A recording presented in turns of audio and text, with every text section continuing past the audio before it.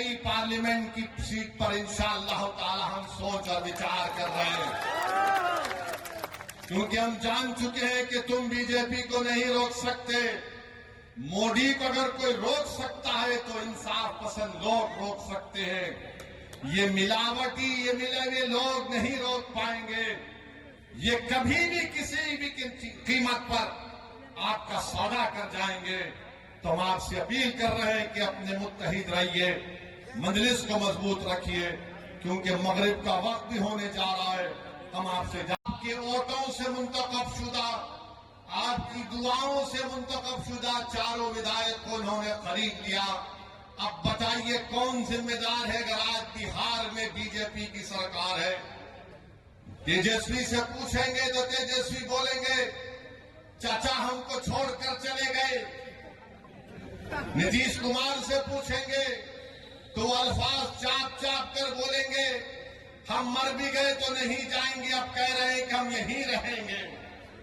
यानी नीतीश कुमार, अगर गिरगुट और नीतीश कुमार को सामने रखा जाए तो गिरगुट कहेगा कि मुझे इससे शर्म आती है। इतना रंग बदलते हैं नीतीश कुमार। सुबह में जो बोलेंगे शाम तक चाचा पलट जाएंगे। अरे जब तुम सत्ता में तेजस्वी चाचा के साथ आ गए तो बड़ा हाथ पकड़ कर चल रहे थे, गले मिल मिल कर बोल रहे थे कि हम ये कर देंगे, बताओ फिर क्या हुआ? क्या सीमांचल की जनता से इंसाफ हुआ? क्या सीमांचल में यहां पर आप ही के इस विधानसभा में यहां पर 2 अनुमंडल की जरूरत थी? क्या एक अनुमंडल खुला? 10वीं जमात के इम्तिहानात चल रहे, हमारे बच्चों को तकलीफ होती है, यहां की जनता को तकलीफ होती है, मगर सिर्फ खेल सत्ता का है और सिर्फ कोशिश यही होगी कि कहीं से भी किधर से भी सीमांचल की जनता से इंसाफ ना हो। मैं पहले भी आपसे कहा हूं और आज फिर कह रहा हूं मेरे भाई, जब तक अल्लाह असदुद्दीन ओवैसी को जिंदा रखेगा मैं सीमांचल की लड़ाई लड़ता था, लड़ रहा हूं और इंशाअल्लाह ताला लड़ता रहूंगा। सीमांचल हो जाता है।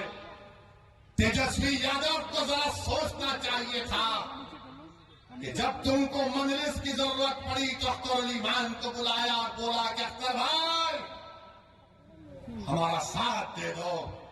तेजस्वी तुमने जो 4 गुलाब जामुन समझकर हमारे विधायक को खा लिया, वो हजम कर गए तुम उनको? क्या किया तुमने उन चारों का? कहां मुंह दिखाने के काबिल नहीं रहे वो लोग? आज अख्तर अली मान से कह रहे अरे हमने पहले दिन से कहा था कि हम बीजेपी से कभी समझौता नहीं करने वाले, हम कभी समझौता नहीं किए, ना करेंगे कभी इंशाअल्लाह ताला।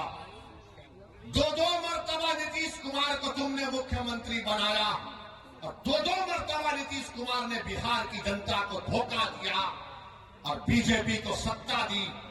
मगर बताओ इनकी जबानें बंद है, जबानें बंद है, कुछ नहीं कहते।